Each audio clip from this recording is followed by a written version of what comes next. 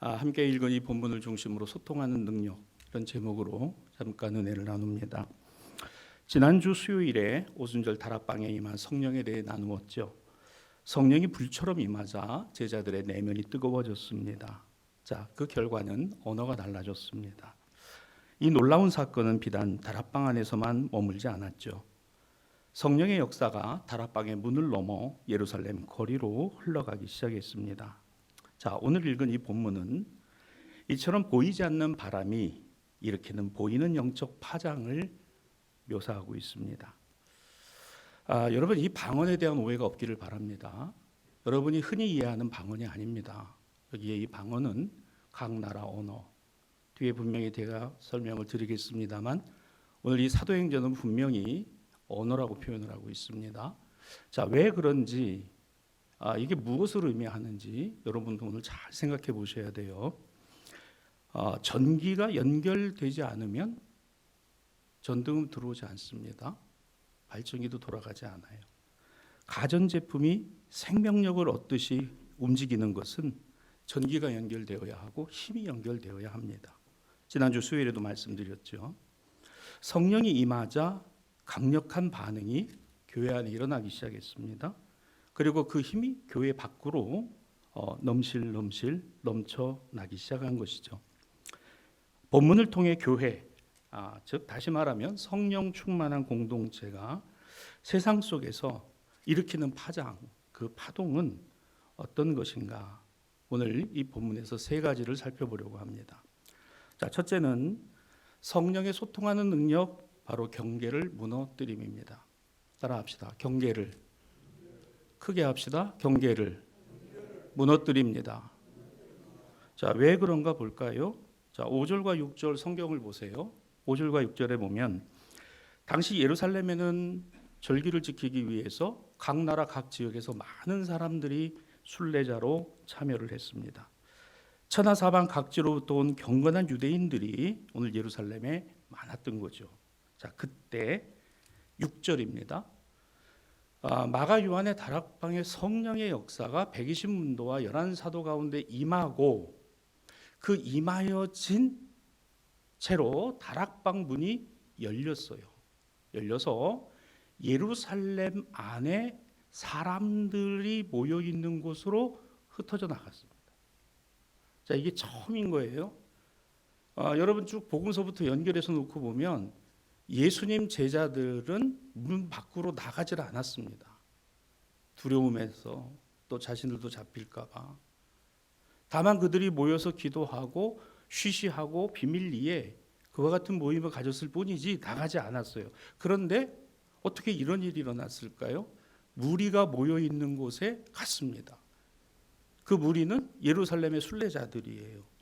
그 사람들에게 가서 6절은 뭐라 말합니까? 각각 자기의 방언으로 제자들은 말을 했고 그 방언을 자기 지역의 언어로 들었다는 거예요. 여러분 별로 안 놀라시네요. 무슨 언어를 공부하고 어학을 공부한 거 아니잖아요, 여러분. 라오 선교 우리 장로님들도 다녀오시기도 했습니다만요. 그들은 글자가 없어요. 그래가지고 영어 알파벳을 가지고 자기들 소리 나는 대로 글자를 쓰고 그걸 문자화했습니다. 그러니까 그 라오 글은 자신의 글이 아니에요. 우리도 예전에 세종대왕 이전에는 한자를 가지고서 우리 뜻을 표현을 해야 됐기 때문에 그 뜻이 정확하게 전달되지 않은 것이고 평민들은 아예 글을 몰랐어요. 근데 이 한글이라고 하는 창제 원리에 따라서 한글은 일반 백성들이 편하게 쓸 수 있는 언어, 그리고 낼 수 있는 모든 소리를 표현할 수 있는 언어입니다. 왜 그렇죠? 혹시 아시는 분? 한글은 왜 이게 가능한가? 바로 우리의 입 모양과 입에서 내는 소리 모양으로 만들어진 글자이기 때문에 그렇습니다. 참 대단한 거예요.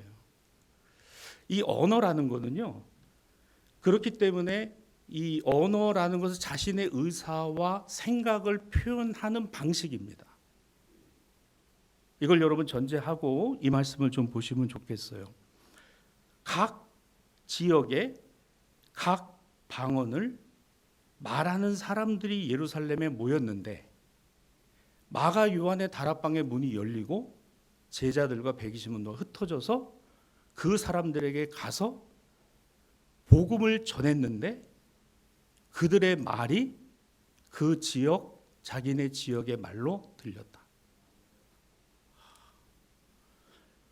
여러분, 우리 교회 성령 충만해가지고요, 우리 외국의 선교사님들, 그 현지인들 말입니다. 현지인들이 오시면요, 우리가 아유 어서 오세요 그러면 그 나라 베트남 말로 들리고 캄보디아 말로 들리고 그런 역사가 일어났다는 겁니다. 아멘이십니까? 그랬으면 좋겠어요. 뭐 어렵진 않습니다. 뭐 지금 다 알잖아요. 이렇게 언어라는 게 이렇게 표정과 눈과 입을 보면요, 거의 8, 90%는 느껴요. 아, 이 사람이 나에게 설명을 하고 있구나. 이 사람이 나에게 호의를 갖고 있구나. 이 사람이 나의 말에 별로 관심이 없구나. 이런 게 다 느껴진다 그 얘기입니다. 언어가 다르고 지역이 달라도. 근데 이 초대교회 예루살렘 교회 오순절 성령의 역사의 방언은 제자들은, 사람들은 나가서 자기 말을 하고 있는데, 자기 언어를, 갈릴리의 아람어를 쓰고 있는데 듣는 메대인과 바데인과 엘람인과 로마인과 그레데인, 이 사람들에게는 자기들의 언어로 들렸다는 거예요. 이게 뭘까? 이게 바로 경계를 허무는 능력인 겁니다. 이게 소통의 능력이라는 거는요, 그런 막힌 담을 헐어버리는 거기도 하죠. 자, 새한글 성경에서는 직접적으로 이 부분을 이렇게 쓰고 있어요. 그들은 들을 때 혼란스러워했다. 왜? 각각 저마다 자기가 쓰는 말로 제자들이 말하는 것을 들었기 때문이다. 이렇게 쓰고 있습니다. 무슨 말입니까? 이 외국어를, 방언을 배운 적도 없어요. 배운 적도 없는 말로 복음을 전하기 시작했는데 그들의 언어로 들렸다는 놀라운 사실입니다. 축제일에 예루살렘에 모여든 각 나라와 지역의 많은 순례자들 앞에 나선 제자들, 그들은 뭐에 충만했어요? 성령에 충만했습니다.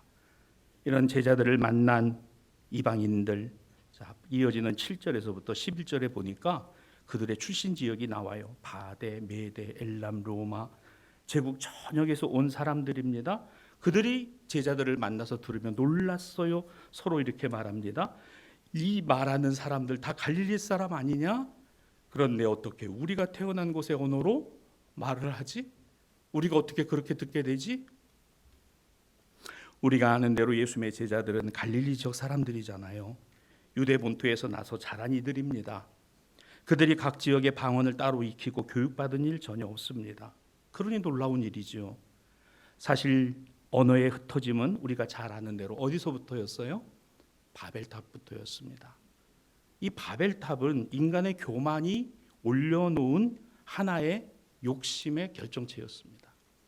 점점 쌓아서 올라갈 때마다 결국은 하나님의 경고를 무시하고 오늘 이 바벨탑은 끝을 보게 됩니다. 그 끝이 뭐였어요? 탑의 무너짐만이 아니라 각 사람의 언어를 하나님이 갈라놓으셨다. 언어를 다르게 하셨다는 겁니다. 원래는 단일한 하나의 언어였습니다. 근데 그것이 모이고 모여서 한 뜻을 이룬 것이 선한 뜻이 아니라 탐욕으로, 욕심으로 흘러갈 때 바벨탑이라는 기괴한 모양이 나온 것이고, 오늘 그것을 무너뜨리신 하나님은 그 사람들의 욕심과 교만을 흩어버리시기 위하여 언어를 갈라놓으셨다는 거예요. 이 말을 갈라놓으셨다는 거죠. 그래서 말의 경계가 생겼습니다. 나라의 경계가 생기고 지역의 경계가 생깁니다. 그리고 서로 생각의 경계와 층이 만들어지게 되는 것이었죠. 그런데 이제 이 경계가 분열된 언어가, 분열된 지역의 방언이 오순절 성령의 임재 안에서 연합과 겸손으로 탈바꿈하게 되었고 다시 묶이게 되었다라는 겁니다. 성령이 무엇입니까? 성령은 소통하는 영이라 그랬습니다. 경계를 허무는 것입니다. 복음은 특정한 계층이나 민족에게만 갇혀 있는 것은 아닙니다. 여기서 꼭 기억해야 할 것이 있죠. 성령 충만한 성도는 자기만의 세계에 갇힌 사람이 아니라는 겁니다. 다른 사람의 현실의 언어에 귀를 기울일 줄 알고 그들과 소통하려고 하는 하나님의 사람이라는 거예요. 여러분, 우리가 성령 충만을 어떻게 해야 된다요? 구해야 된다 그랬습니다. 성령 충만은 완결이 아니라 그랬어요. 그것은 끝난 문제가 아니라 계속해서 우리가 뭐 해야 돼요? 구해야 되는 문제라 그랬습니다. 그 구해야 되는 문제는 뭘까? 우리가 끊임없이 그 하나님의 성령의 지도하심을 받아야 된다라는 사실을 우리가 입증하는 겁니다. 사랑하는 여러분, 우리가 영적으로 교만하지 않기를 원합니다. 내가 은혜 받았으니까 그것으로 다가 아닙니다. 은혜를 유지하는 것도 힘이 들어요. 그리고 그 은혜를 잊어버리지 않는 것도 힘이 드는 겁니다.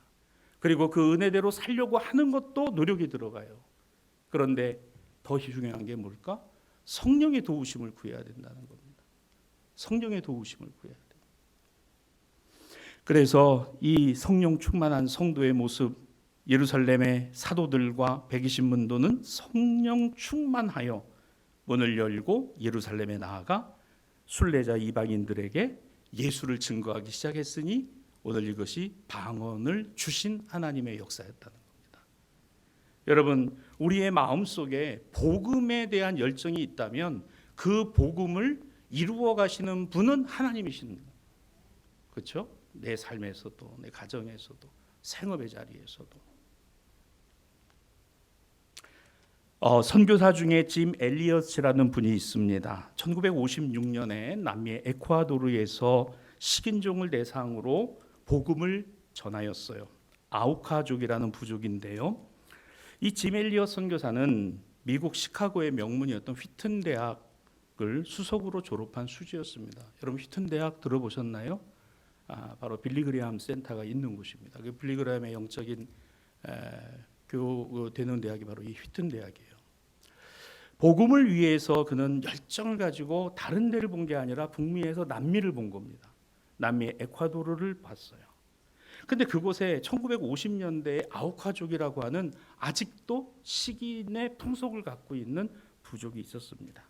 그들의 언어를 배웠어요. 그들의 언어를 의사소통할 수 있는 것을 오늘 그는 배워서 그들의 삶 속으로 들어갔습니다. 여러분 어땠을까요? 그 선교 성공했을까요? 그곳에 놀라운 역사가 일어났을까요? 예, 성공했습니다. 일어났고요. 변화가 되었습니다. 단 하나, 짐 엘리엇은 거기서 그들에게 죽었습니다. 그 복음을 전하고 그 복음을 증거할 때 역사가 일어난 게 아니라 그가 거기서 잡혀서 결국에는 창에 찔려 목숨을 내놓고 나서 그의 뒤를 이은 아내가 있었습니다. 동료 선교사들이 있었습니다. 계속해서 이 식인 부족에게 복음을 전하고 결국에는 그곳에서 순교의 피를 뿌린 짐 엘리엇의 열매가 아우카 부족이 예수를 영접하는 기회가 되었다는 거죠. 여러분 놀랍지 않습니까? 사람들은 말했어요. 짐 엘리엇을 놓고요. 야, 저 똑똑한 사람이 휘튼 대학의 수석으로 졸업한 천재 같은 저 사람이 차라리 선교의 기획을 한다든지 차라리 목회를 하지. 뭐하러 저렇게 해를 단신. 저 식인 부족에 들어가서 저런 낭비를 할까? 낭비를 한다고 조롱했어요. 하지만 짐 엘리엇은 성령이 그 안에 계셨고 오늘 그 성령이 그 안에서 역사하신 채로 복음을 증거하다가 목숨을 하나님의 제단에 올려놨습니다. 그리고 결국에는 그 아우카 부족이 예수님을 영접하는 그런 계기가 됐다는 거예요. 여러분 우리가 끝까지 기도하면요. 낙수가 바위를 뚫는다고요. 오늘 그 하나하나가 하나님의 역사가 되고 하나님의 능력이 될 줄로 믿습니다. 여러분 다윗의 물맷돌은요 아주 작은 돌이에요. 근데 그게 골리앗을 쓰러뜨린 것은 다윗의 힘이 아닙니다. 하나님의 능력이 실렸기 때문에 그래요. 여러분 말씀을 들으실 때 하나님의 능력을 경험하시길 바랍니다. 그리고 기도할 때 그렇게 기도해 주세요. 목사님 설교 준비하실 때 하나님의 능력이 실리기를 원합니다. 그래야 여러분 전하는 저도 은혜를 받고 듣는 여러분도 은혜와 힘을 얻을 거 아니겠어요? 참 이게 놀라운 것이죠. 아우카 부족의 언어를 배웠어도 실제로 그 복음이 역사한 것은 짐 엘리엇의 피였습니다. 그의 목숨이 복음을 꽃피웠다는 거죠. 예수님의 제자들이 갈릴리 어부였습니다. 투박한 언어였습니다. 베드로와 요한의 형제들은요 한 성격 하는 사람들이었잖아요. 투박한 언어를 썼습니다. 그리고 예수님을 3년 따라다녔지만 사실은 별 볼 일 없는 그리고 사람들의 눈치와 눈총이 두려워서 예수님을 인정하지도 못했던 부끄러운 제자들이었습니다. 그런데 어떻게 그들이 이렇게 한순간에 각 지역의 언어로 말하는 사람이 되었을까? 여기 이해가 안 되잖아요. 여러분, 이게 하나님의 역사가 아니면 이해가 안 되는 일이잖아요. 우리의 삶은 어떨까요? 하나님의 역사가 아니면 이해될 수 없는 일, 하나님의 역사이기 때문에 가능한 일이라고 믿어지는 일들 분명히 있는 줄로 믿습니다. 여러분, 그것이 우리의 기도 내용이잖아요. 우리가 성령 충만해야 하는 것은 바로 이 경계가 허물어진다는 거예요. 세상과의 경계, 사람과의 경계, 오늘 지역의 경계, 오늘 계층의 경계, 이와 같은 경계가 허물어지는 역사는 바로 소통의 역사입니다. 에베소서 2장 14절과 에베소서 이어지는 4장 3절은 우리의 화평이신 그는 둘로 하나를 만드시고 원수된 것 곧 중간에 막힌 담을 자기 육체로 허시고 평안에 매는 줄로 성령이 하나 되게 하신 것을 우리가 힘써 지켜야 된다라고 사도 바울은 에베소 교회에 권면을 하는 거예요. 저는 이 말씀을 보면서 짐 엘리엇을 생각해 봅니다. 자기 육체로 오늘 그 식인 부족의 담을 넘었다는 거죠. 예수 그리스도처럼 말입니다. 여러분, 이것이 지켜지는 것, 이것을 어떻게 지키는 것일까? 성령의 언어는 나의 고집의 언어가 아니라 상대방을 살리게 하는 능력의 언어라는 것입니다. 성령이 말하게 하시는 언어로 소통하는 것은 바로 성령이 우리 안에 어떠할 때, 충만할 때 가능한 줄로 믿습니다. 그래서 늘 성령 충만을 구해야 되는 거죠. 자, 이제 두 번째로 생각해 봅니다. 자, 첫 번째는 경계의 담을 허문다 그랬어요. 성령의 소통하는 능력 두 번째는 이겁니다. 복음을 전하게 하십니다. 뭘 전해요? 복음을 전한다는 겁니다. 자, 오늘 본문 7절에서 11절까지 당시 예루살렘에 모여든 사람들은 이렇게 말했어요. 자, 11절입니다. 야, 우리가 다 우리의 각언으로 하나님의 큰 일을 말하는 것을 듣는도다라 그랬습니다. 성령이 임한 사람의 입술에는 자기 자랑, 고집, 세상 한탄, 이것은 어느 틈엔가 서서히 사라져가고 대신 그 말에서 하나님이, 그리스도의 복음이, 성령의 역사가 오늘 말되어지고 입에서 나오게 되고 오늘 그것이 표현되고 그것이 상대방에게 전달된다는 겁니다. 언어의 제일 목적, 의사소통입니다. 우리 오늘 설교의 제목으로 본다면 소통인 거예요. 알아듣게, 또 알아들어야 또 거기에 대한 반응을 하고 그 반응이 오고 갈 때 비로소 우리는 이것을 소통이라고 하는 거죠. 근데 이게 막혀버리면 안 되는 겁니다. 그럼 그 소통의 주제가 뭐냐는 거예요. 너와 나의 이야기가 주제가 뭐냐는 겁니다. 그게 바로 복음이라는 겁니다. 왜 그렇습니까? 오늘 이 복음은 하나님의 큰일은 예수 그리스도의 죽으심과 부활, 우리를 구원하신 하나님의 놀라운 사랑을 복음이라고 합니다. 이것을 하나님의 큰일이라고 합니다. 여러분, 우리 주일 후에 오늘까지 3일을 이렇게 살았어요. 우리의 삶의 자리에서 나는 나의 자랑 또는 나의 생각 속에 갇혀 있는 사람이었을까? 아니면 주님이 오늘 내 안에서 나의 말을 제어하고 나의 생각을 주장해 가시는 은혜를 경험하는 쪽이었을까? 한번 가만히 생각해 보시기를 바랍니다. 한쪽에서는 원망이 될 것이고 한쪽으로는 감사가 될 겁니다. 한쪽에서는 불평이 되지만 또 한쪽에서는 은혜로 받아들여질 겁니다. 여러분, 모든 것이 하나님의 은혜라는 것은 범사에 감사하는 조건이 돼요. 그렇죠? 모든 것이 하나님의 은혜입니다. 이게 범사에 감사가 돼요. 근데 이거 하나하나를 다 끊어놓고 생각해 보면요, 원망이 앞서고 불평이 앞섭니다. 그러면 은혜는 사라지고 감사는 멀어지죠. 이게 우리의 삶의 모습이라는 겁니다. 제자들을 봅시다. 며칠 전까지만 해도 문을 꼭꼭 걸어 잠그고 누가 들어올까 봐 그들은 두려움에 떨었던 사람들입니다. 성령이 임하였습니다. 언어가 바뀌었습니다. 복음의 주제가 되었습니다. 예수님을 증거하는 사람들이 되었습니다. 그리고 문 열고 예루살렘으로 나갔습니다. 참 얼마나 놀라운 일인가. 이게 사람의 계획과 시간표대로 움직인 게 아니라 성령이 역사하시지 않으면 안 되는 바로 두 번째 일, 바로 소통의 능력이었다는 겁니다.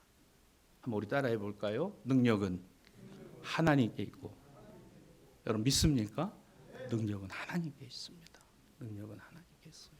하나님 나를 사용해 주시고, 하나님 나를 써 주시고, 하나님 우리 가정을 붙드셔서 하나님의 영광을 드러내는, 이게 모든 게 다 뭐예요? 내가 나의 영광을 만들어가고 쌓아가는 게 아니라 하나님의 영광이 나를 통해서 드러나고 나타나는 일을 우리가 구하고 바라는 것이잖아요. 여러분이 잘 아는, 정말 설교 잘하는 목사님이 계셨죠? 설교의 대가, 찰스 스펄전 목사님입니다. 오늘 이 목사님이 워낙 설교를 잘하시니까 젊은 목사님이 찾아와서 물어봤어요. 목사님, 어떻게 하면 목사님 같이 이렇게 설교를 잘하고 영향력 있는 설교를 할 수 있어요? 이렇게 물어봤습니다. 스펄전 목사님이 대답을 하는 거예요. 목사님, 나는 영국의 어느 마을, 어느 본문, 어느 곳에서든지 어떤 설교를 가지고 하든지 나의 모든 설교의 주제는 예수 그리스도와 십자가뿐입니다. 예수 그리스도와 십자가뿐입니다. 오늘 새벽에도 우리가 함께 새벽기도 때 은혜 나누었죠. 재밌는 이야기, 세상에서의 어떤 우리 귀에 달콤한 어떤 그런 이야기들, 만약에 그게 여러분 설탕이라면, 그게 내 안에는 당장 달콤한지는 몰라도 내 몸에 염증을 생기게 하고 내 몸을 병들게 하는 거라면, 근데 어쩌면 그렇게 강단이 가고 있는 건 아닐까? 쌀밥, 흰쌀밥, 그렇습니다. 참 좋아요. 근데 흰쌀밥 많이 먹으라고 그러면 눈총 줍니다. 왜? 그거 그렇게 영양이 별로 좋지 않다. 그래서 어떻게 먹죠? 그냥 거친 거, 귀리, 보리 이런 거 혼합 작곡을 해가지고 그냥 거칠거칠한 밥을 먹어요. 근데 사실 이런 음식이 한 70대, 80대 되신 어른들 드리면요 화내세요. 왜? 워낙 가난하게 살아서 그런 거 먹고 살 때는 그게 너무 싫어가지고, 그게 너무 싫어서. 여러분 수제비와 국수가 이게 언제 때 말입니까? 그렇죠? 옛날에는 정말 먹을 게 없어서 그걸 했고, 쌀이 자급이 안 되니까 뭘 했어요? 정부에서 분식장려한 거 아닙니까? 밀가루 수입해 들어와가지고 분식을 해야 건강하다. 뭘 건강해요? 그냥 탄수화물만 쌓이고 말이 지방간만 생기고. 근데 먹을 게 워낙 없으니까. 워낙 없으니까. 지금은 어떻죠? 완전히 달라졌어요. 쌀이 남아 돌아가요. 분명한 사실이 여러분, 북한은 잘 사는 사람들 잘 산다고 합니다.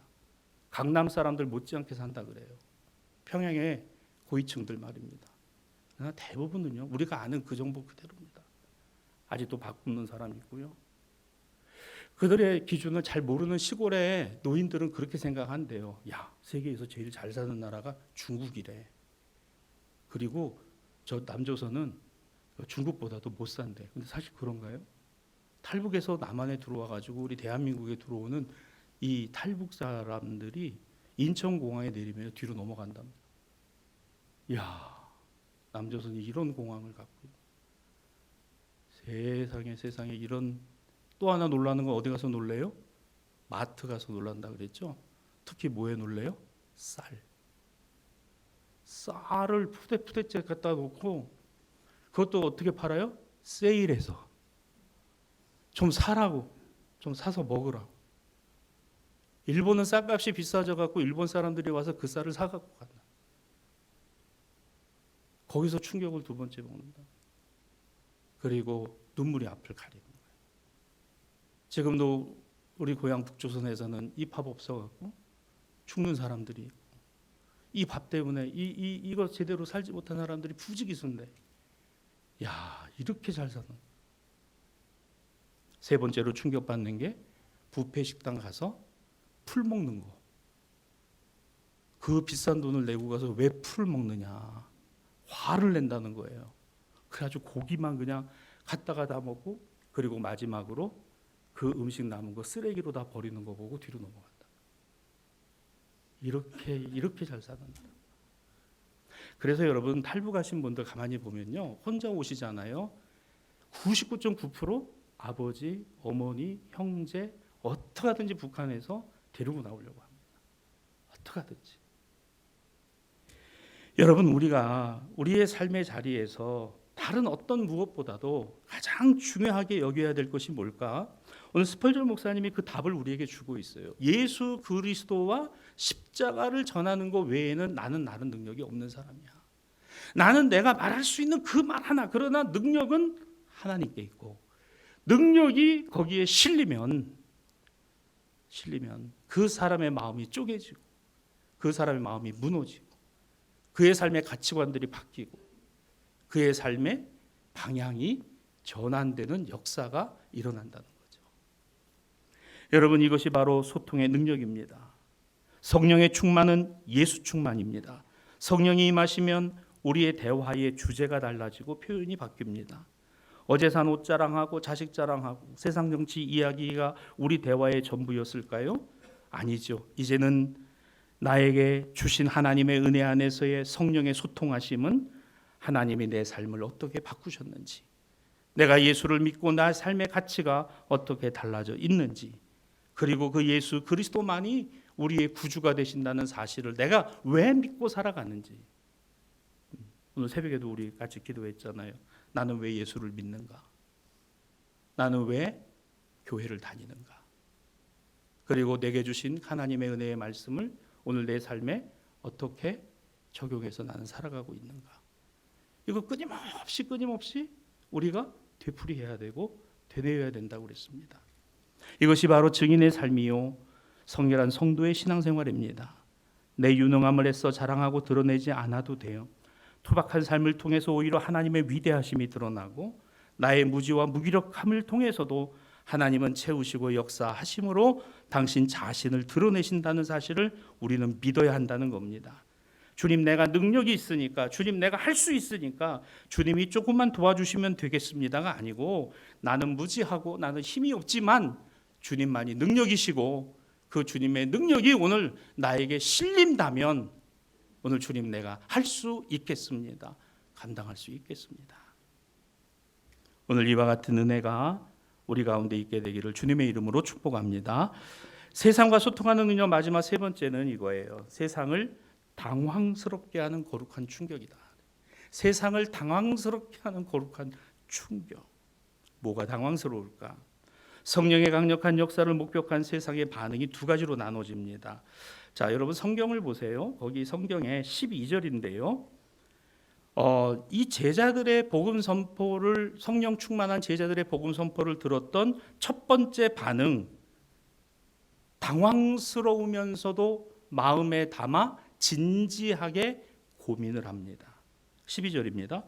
다 놀라며 당황하여 서로 이르되 이 어찌된 일이냐. 그러니까 그냥 한 번 듣고 흘리는 게 아니라, 야, 진짜? 정말? 세상은 성령 충만한 성도의 변화된 삶을 통해 충격을 받죠. 야, 어떻게 저 사람은 저런 상황 속에서도 웃을 수 있지? 저렇게 편안할 수 있을까? 어떻게 저 고난을 묵묵히 울면서도 가슴을 잡으면서도 그러나 끝까지 예수를 믿는 믿음 안에 살아갈 수 있는 것일까? 야, 어떻게 저 사람은 자기가 손해를 보면서도 저렇게 당황하지 않을 수 있을까가 오히려 세상이 당황하게 되는 이유가 된다는 겁니다. 이러한 당황스러움은 결국에는 복음을 접하게 되고 끝내는 그 복음을 받아들이는 통로가 되더라는 거예요. 한번 따라할까요? 달라도 뭐가 다르다. 예, 뭐가 다를까요? 예수 믿는 사람은 달라도 뭔가는 다르다. 예, 이 한 가지만. 다 아니어도 되는데 예수 믿는 저 대사교회에 다니는 저분들은 달라도 뭔가 하나는 분명히 다르다. 그러나 이런 것만 있는 것은 아닙니다. 13절 말씀에 보면 또 어떤 이들은 조롱하여 이르되 그들이 새 술에 취하였다 하더라 이렇게 말하며 조롱했다 그랬습니다. 영적인 눈이 감기면요 조롱하는 거죠. 왜? 무지한 거예요. 못 보는 겁니다. 모르는 거예요. 여러분, 못 보고 모르는 것, 무지하다는 것은요, 흉볼 일은 아닙니다. 왜? 내가 미처 못 보는 것이고 미처 못 깨닫는 거니까. 흉볼 일은 아니죠. 중요한 사실 하나가 있습니다.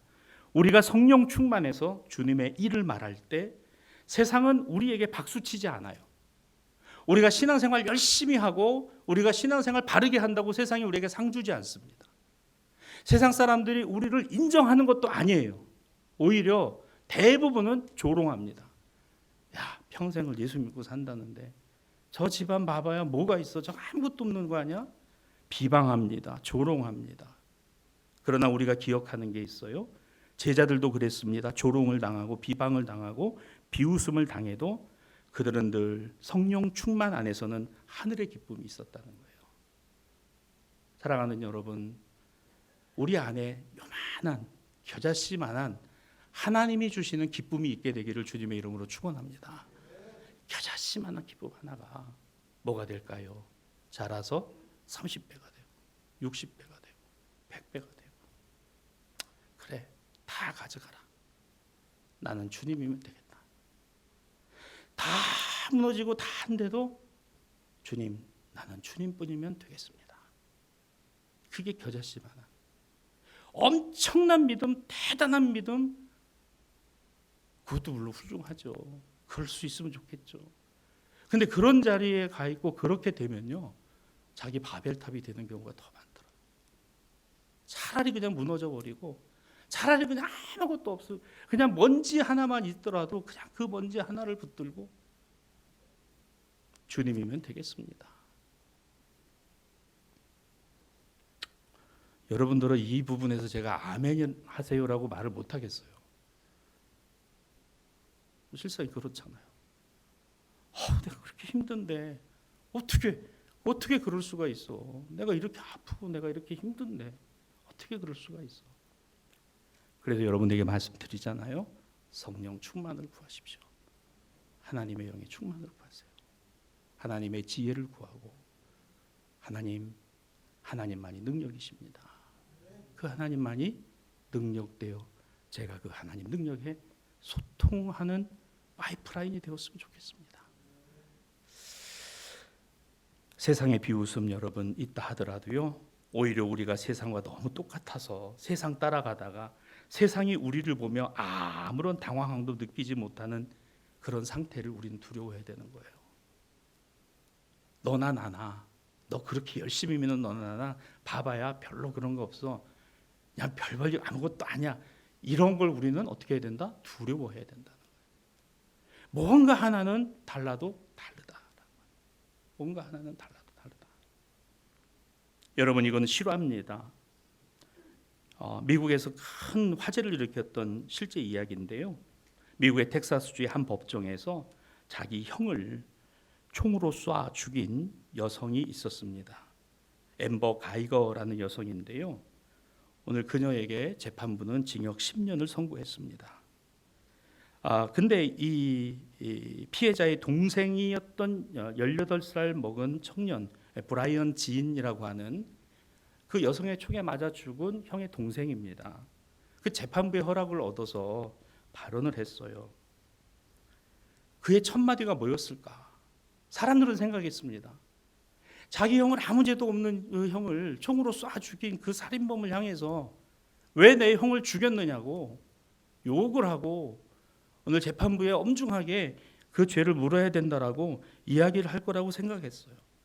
그런데 이 브라이언 지인이라고 하는 이 청년이 첫 마디가 이거였답니다. 저는 당신을 미워하지 않습니다. 그리고 당신이 진정으로 예수님께 나아가는 삶이 되기를 원합니다. 그것은 당신 손에 죽은 제 형도 바라는 일이고 무엇보다도 하나님이 원하시는 일이기 때문에. 여러분, 이 문장을 가만히 해보세요. 이건 내가 지금 원해서 말하는 게 아니에요. 내 안에 가득 차 있는 건 뭘까? 분노. 도대체 이해할 수 없는 왜 우리 형이 그렇게 죽어야 되는가에 대한 그런 분노가 가득하지만 그가 말하는 거예요. 저는 당신을 미워하지 않습니다. 당신이 진정으로 예수님께 나아오는 삶이 되기를 원합니다. 그게 당신 손에 죽은 내 형도 원하는 것이고, 그리고 무엇보다 누가 원하시는? 하나님이 원하시는 것이다. 내가 원해서 하나님이 하시는 게 아니라 나는 하나님이 원하시는 것을 알기 때문에 내 생각과 내 이 주장이 아니라 하나님이 능력이시니까 당신도 하나님을 알고 예수 영접하기를 원합니다. 이게 여러분 실화예요. 이 이야기를 합니다. 그리고 그 증언대에서 나와서 판사에게 이렇게 말을 했대요. 제가 저 피고인을 한번 안아도 되겠습니까? 재판장도 놀랬다는 거예요. 그렇게 하라고. 그리고 그를 꽉 끌어안았다는 거예요. 법정에 있던 판사도 배심원도 지켜보던 시청자들도 너무 당황스러운 거예요. 어떻게 저런 일이 저렇게 일어날 수 있을까? 이게 뭘까요?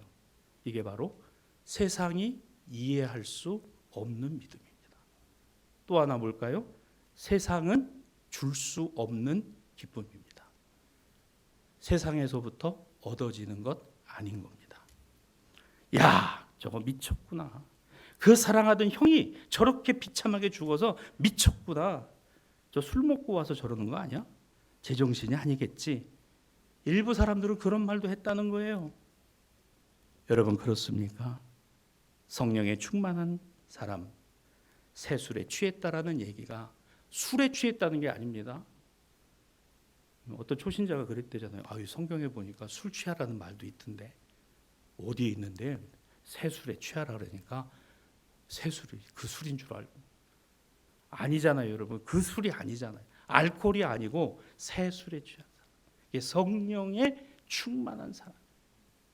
여러분 성령에 충만하면요, 내가 원하고 내가 생각하는 대로 성령이 가시는 게 아니라 성령이 뜻하시는 대로 나를 이끌어 가시는 걸 내가 느낍니다. 여러분 이런 은혜가 있게 되기를 주님의 이름으로 축복합니다. 이게 소통의 능력입니다. 말씀을 정리합니다. 성도 여러분, 오순절의 성령 강림 사건은 다락방 안의 신비 체험으로 끝나지 않은 겁니다. 세상을 향한 강력한 복음의 도전이었습니다. 담을 헐었고요, 소통의 시작이었습니다. 성령은 우리를 우리만의 화초와 온실에 두는 게 아닙니다. 다락방 안에서만의 은혜가 아닙니다. 우리를 문 밖으로 밀어냅니다. 언어가 다르고 마음이 다친 이들에게 달라도 뭔가 다른 그 한 가지, 가만히 생각해 보니까 뭐가 다를까? 나는 예수를 주님으로 믿는 사람이고 예수를 그리스도로 믿는 사람이라는 거. 하나님은 그 사람들을 통해 하나님의 무슨 일을 하세요? 큰 일을 하십니다. 큰 일이 뭐예요? 복음입니다. 복음보다 큰 건 없어요. 오늘 우리에게 주신 말씀 꼭 기억하시기를 바랍니다. 세 가지입니다. 소통의 도구가 되십시오. 내 고집이 아니라 성령 주시는 온유한 언어, 가족과 이웃의 마음을 열고, 그리고 하나님의 큰 일을 자랑하십시다. 내 자랑하는 것 아니고 나 구원하신 주님의 위대하심을 자랑하는 거룩한 입술이 되어지기를 주님의 이름으로 축복합니다.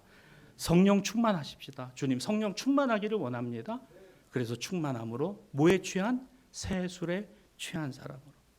세상이 당황할 만큼 야, 저거 뭐가 달라도 정말 다른 사람이구나.